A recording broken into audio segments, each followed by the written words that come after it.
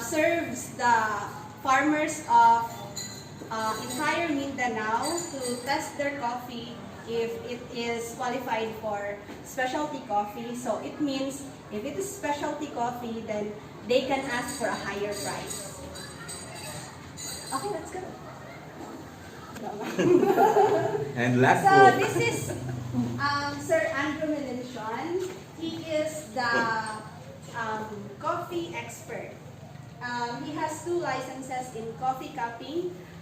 He has license in Arabica and Robusta, international license from the Coffee Quality Association Institute in US.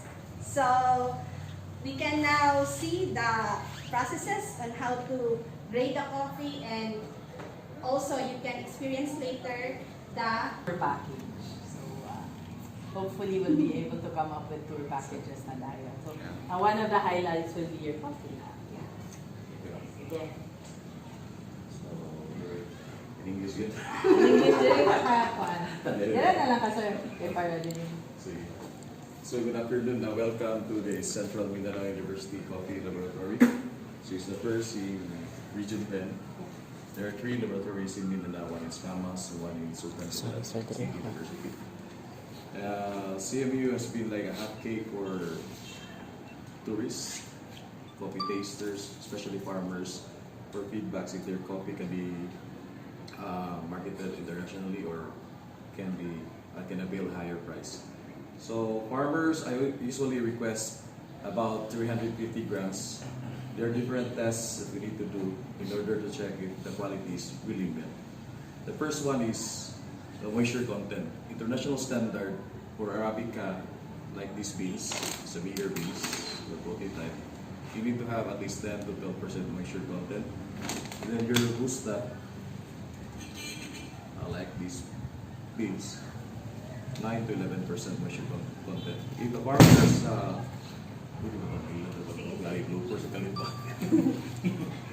farmers will send samples like the moisture content is 16%, it's okay. I can still air dry it for a couple of days, make it stable to reach up to 12% moisture content. But if the samples sent here is 8% moisture content, then this coffee is already commercial coffee. So internationally, there are 2 types of like the name for coffee. For Arabica, the name is specialty Arabica. For Robusta, it's finest Robusta. But both are scored 80 points. So in our elementary days, our passing grade is 75. For coffee, it's 80. So if you score 80, then your coffee is a specialty Arabica or finest Robusta. So you need cuppers, licensed cuppers. So I'm very blessed. ACDI Boca, this laboratory is sponsored by SDA Boca, a USD-funded non-government organization. Actually, they have their office here for field coffee program for 5 years. Let's continue. So, again, the first is moisture content. The next step is green grading. Green grading basically is you need to find the defects, the fatal defects or the primary defects, and then the secondary defects. So assuming if the farmer sent a sample for 350 grams, if I found a single full black bean from the 350 grams, this means this coffee now is just commercial coffee. The one that we're consuming every day, like gisi, like 3-in-1. okay. So, but farmers are clever. They're sending samples that are really clean. So, life is more easier if the samples are sent clean. The next step is through roasting. We have a sponsored by SDA Boca. This is a Coffee Pro direct roasting machine. It's a sample roaster, double barrel roaster. The capacity is 350 grams, but loading is on about 270 because the beans are bugawa siya. For roasting Arabica, you need to roast, for sample roasting, 8 to 10 minutes. For Robusta is 9 to 11 minutes. In roasting, if I found a single white or Quaker bean, the white bean, yung the puti lang, sa kabuk sa 100 grams.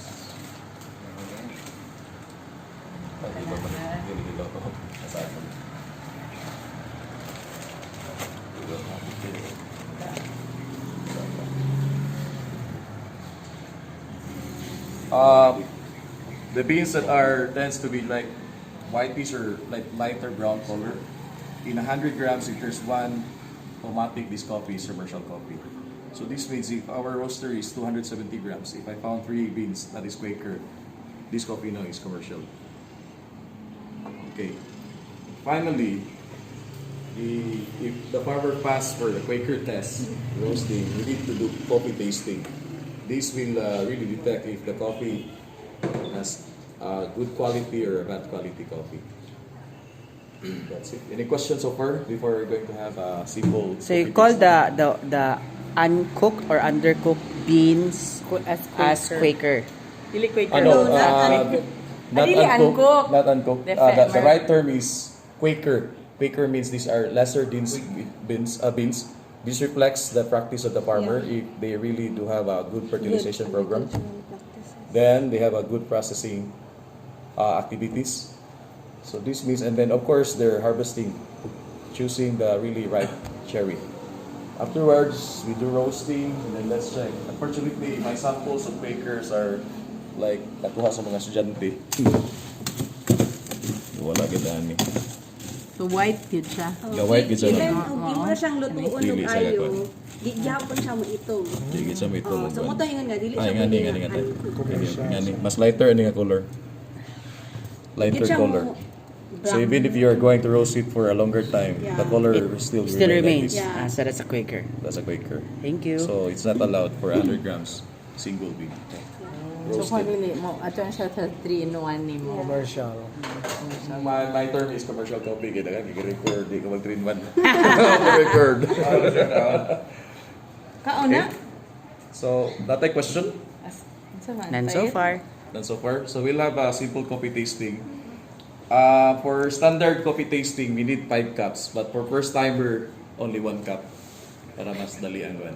I'll let you decide which coffee you like and which coffee is specialty. We'll have a quotation Yeah, later. kani oh. Are you ready, sir? Ako yun? Okay. Yay, tanaw. Kami nakapasar man ni. Ano ka kaunon ni mo ng kape, di mo naman ni. Is it coffee or peanut, Sir Rico? Coffee. Coffee peanuts. Coffee candy. Siga na yung mataon niya, di siya katulog. Sir, Smells good, no? Sa kuan. Sa atong ilang sir ilang. Eh, kamo. Working group sa Okay. But, like the smell and the odor. The first one is fragrance. When you ground the coffee, pag dry siya kasi tubig, the name is fragrance. So they have it that term. But when you pour water, the term is aroma. So I'd like you to decide which coffee is you like, and then I will tell later which coffee is a specialty upon the complete of our activity. So the rule here is every time you attend like coffee class or coffee cafe, no perfumes, harsh like toothpaste, shampoos, kaya magka-confuse yung tasting. Then, before the dining exercise, we have like olfactory. We need to know more our smelling ability. If it can really detect like the smell of the orange, the smell of pomelo, and others. Okay? So what you're going to do is never touch the cup, just bend your body and smell. And try to smell positive or negative. And never influence your kapitbahay kung kinagit sa. Okay. Sir. Give me a try, sir.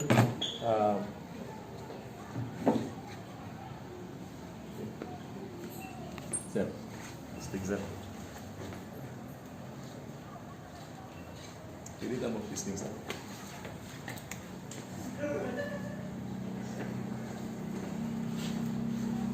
Jules, go. Ano naman? Anak ko. Sige. Sige. What? Sige.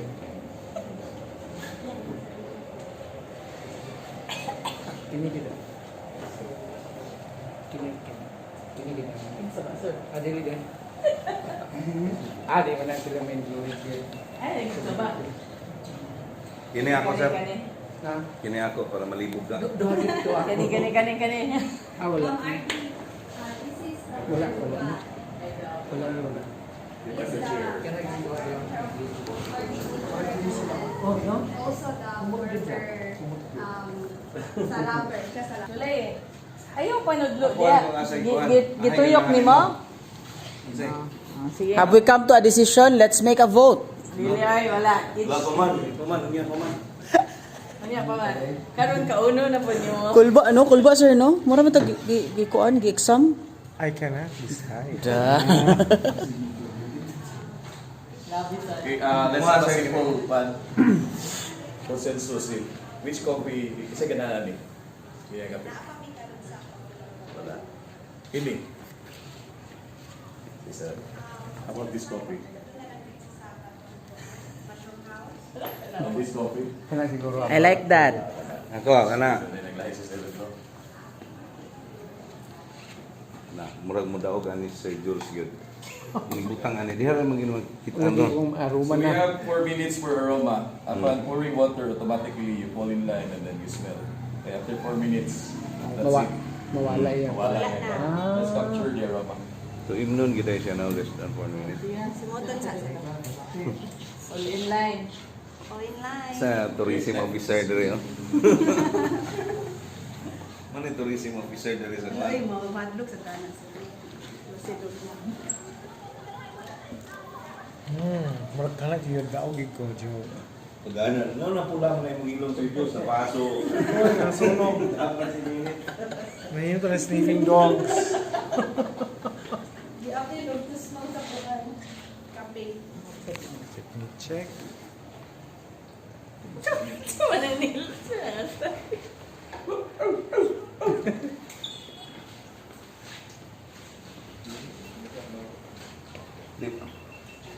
Na-change no?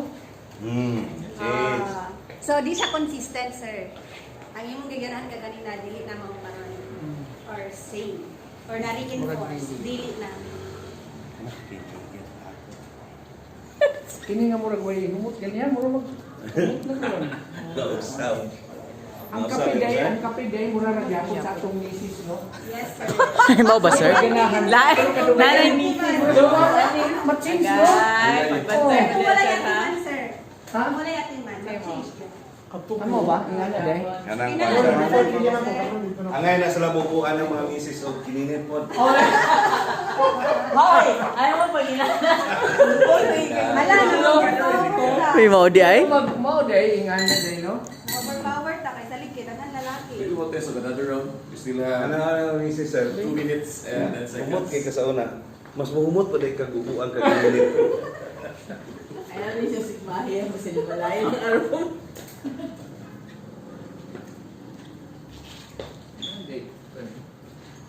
Outside the region 12, Naway yeah. na flexible ka padala ko ano yung sample. Karaga. Suma naging ka na yan sa mong dagoy doon. Sige na may dali doon sa ka. Sige, decision pa. Ako tayo 1 minute. Isa ganahan namin. Sir, 1, 2, 3. this coffee. This coffee. Siya. Dito ko, garan ko tutungan. Yeah. Sa dalawa. Yes na. Balhila. So we'll break this.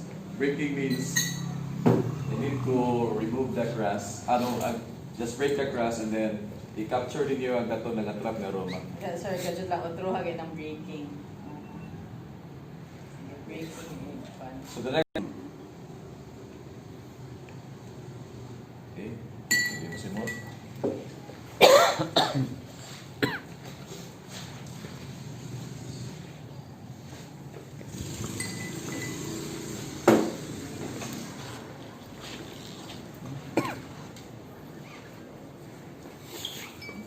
Mura mo nag-faith tourism. Ada, ano? Lagi niya siyang notes. Ino na lang na. Ano ko baguan mo ba? Ingana day ko ano dili day face no. Ang aroma gid. Ako sa ko. So, nag-change na ilahang mind. Ilipong. Ammonia. Bobo. May ganyan ka naguna mo, kaya kung rapper mo naguna, hindi na Baho. Hindi na mo since. Baho. Hindi katagan, di mo inom kape ha. Mukaon. Yes. Pang Fulbright daw ni mga Sir Coffee. Murag ka na na.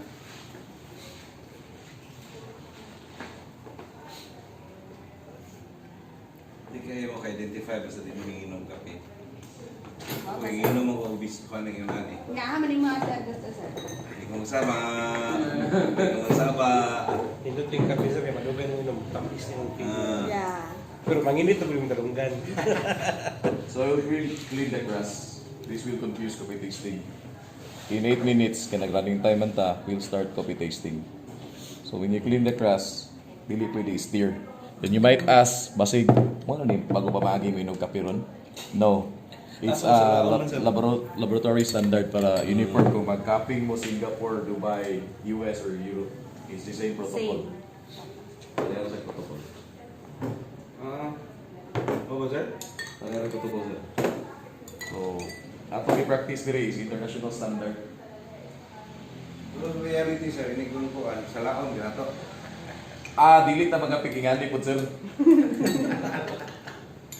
Kaya ako sa laon sir, lumabog sa laon ko na Hindi yung ba sa mga man sir. Pero katong na-filter papers. Happy feel sir. Yeah. Make use of the filter paper. To be safe, know your coffee shops kung asa ilang source of beans. Yeah. In as much as possible, graded ang ilang coffee. Para screen yun na quality ba. May ibang coffee shop sir, laro lang ta sa kuan. Hindi wala lang ikain ni Juan. Kung sa Baso din, pagwalaan din ta. Sir, Si Sir Nilo, ako nakatuka naman ko. sige sure. so pili siya is spitting cups. Pagluwa lang yun siya. So our rule is, natay kwan sir, spoon sir. Deep na daan, Sir Nilo. then Go, sir. pauga. Ayaw i-kwan, i-steer. Ayaw i-putaw. Kuha lang sa babaw. Then taste. Tingnan ulit. Bingo, positive or negative.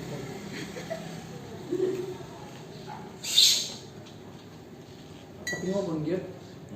Slurping siya sir. Ang coffee mo is complex of aromas and flavors. Ang atong taste bud, para na ilang gi-presume nga kuan na usa ka droplet magpatong sa taste bud sa mo makuha ang taste.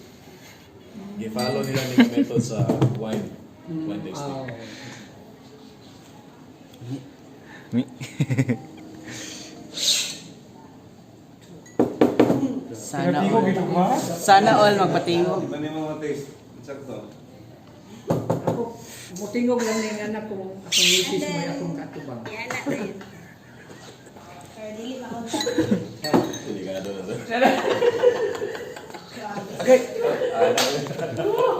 Para kayo ipatinog. Okay.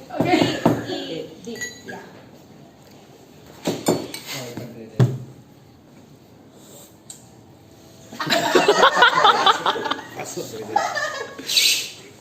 Yun. Like what ang style ni Sir Da. Tagawas Mandila. Hindi mo nakapture ba sa pagtuwal mo? Hindi ba ni-upload akong itilawan? So, unsa man Sir Nilo? Kung ano, murag. Gamay Is na it gid. still consistent with the coffee, the cup that you like? I think it's all coffee. It's all coffee. Ay, kapatid. Alaman.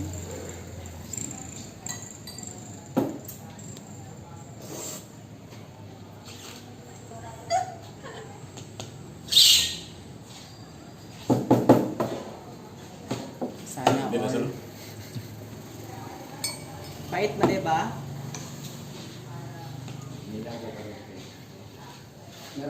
Sir, asa Ako yung panganlan ganina. Kaniko. Kani. Yeah. Inuha Sir Ray. Katana Dili wala ko, dili yung ganahan ko kani ang gikuan lang nako kay naka-taste mo ko sa Ako kay Gato. Ganahan ko ato strong taste. Ganahan sa I don't know if it's proper but it's a preference. Ganahan ko sa ina. Doy, wag mo na kape doy. Sige na sir. Sige na. Sige na, sir. Ako yung kunita na Sir De. Dili ka lang. Ah. Okay na. Sige, kisa ganahan niya ang coffee. Wala. Gini. Si Sir. Consistent sir. Consistent. ini. Kini ang coffee di apple kanto akong ganahan dito. Hindi na. This coffee, specialty coffee, premium coffee, commercial defective coffee. Oh no. You like it simple. So fragrance is very complex. Nasa pagka-spicy, ginger, Fragrance. strong yang smell. This one is highly contaminated, like earthy, woody, like pagka-grassy. Hindi na ko matilawan ang kape. May Korean bag. Yun na siya yung pait. Pait siya. Tayo nasa Mapait na siya. sure, nasa kuan combination sa medicinal logan nga moldy, contaminated leaves.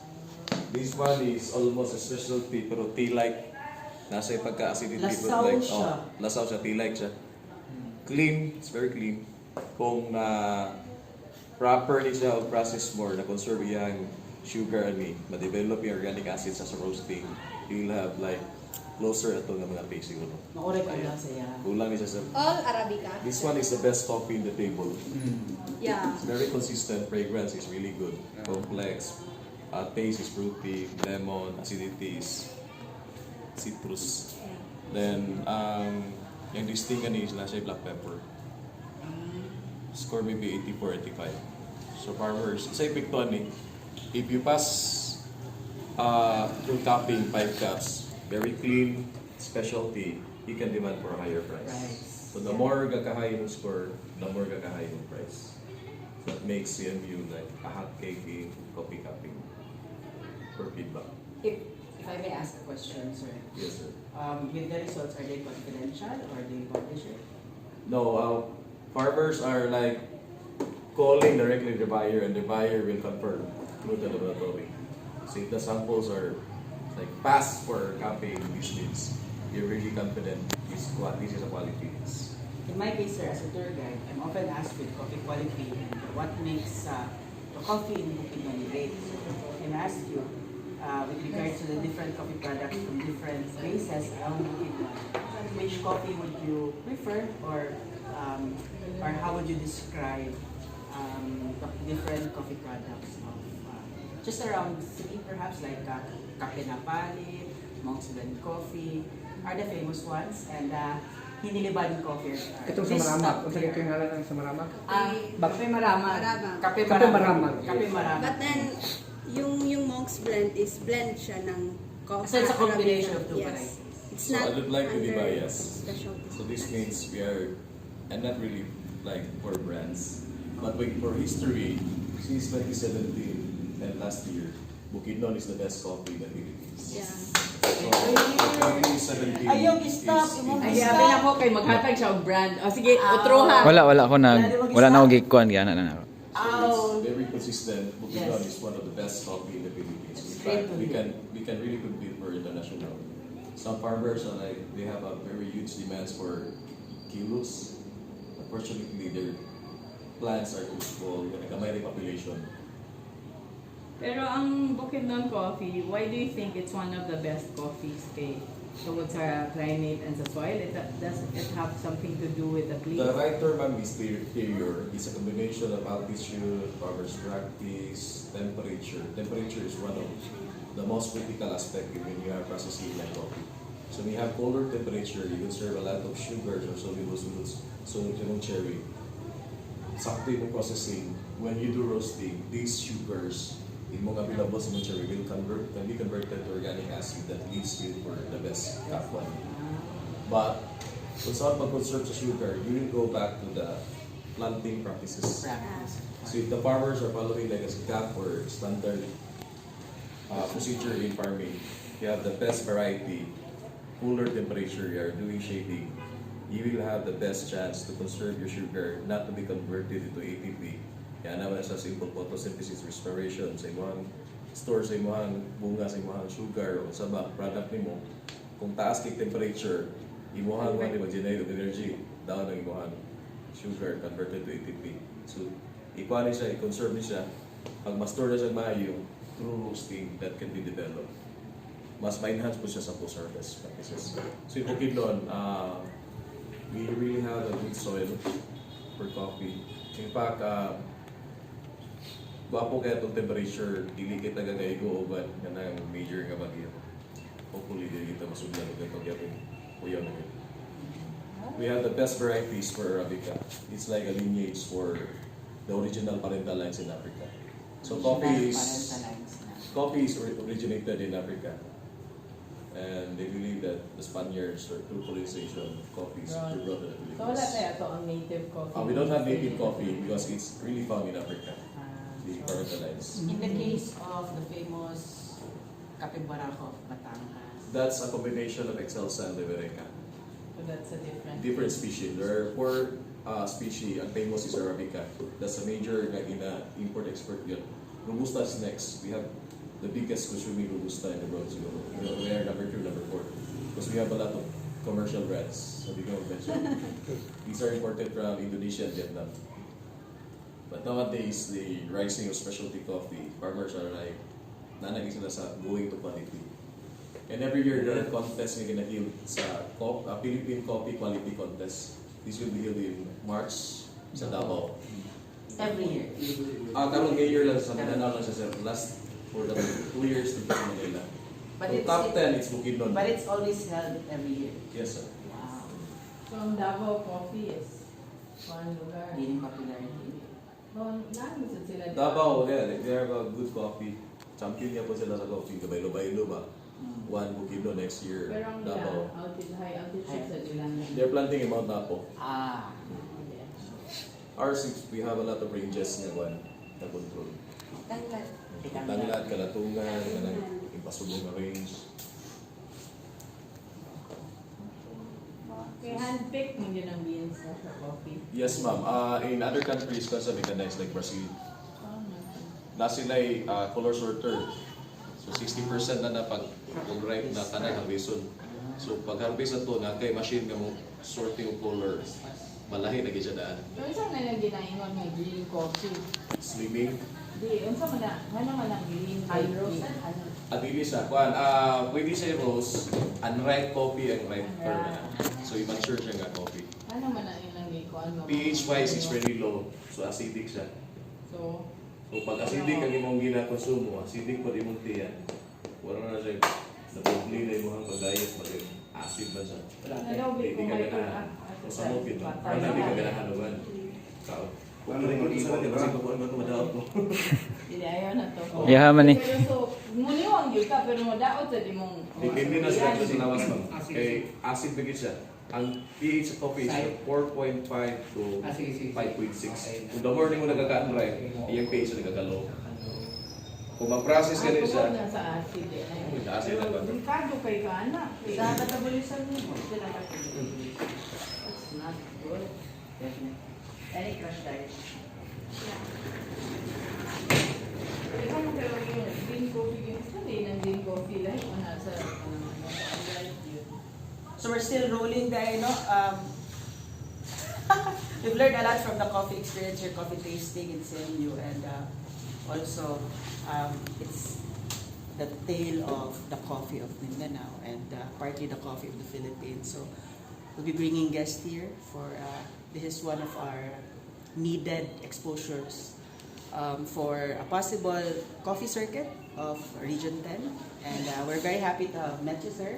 And thank you very much for teaching us how to properly identify or perhaps experience in grading coffee. So, can you again say your name, sir, and say hi to all our viewers? Grabe. Hi, I'm Andrew Milenson from Central Mindanao University. Come and visit Taste Coffee, the specialty coffee in Bukidnon, and other specialty coffees in the Philippines. There you have it, ladies and gentlemen. That's Department of Tourism, Regional Office 10 at work. At your service.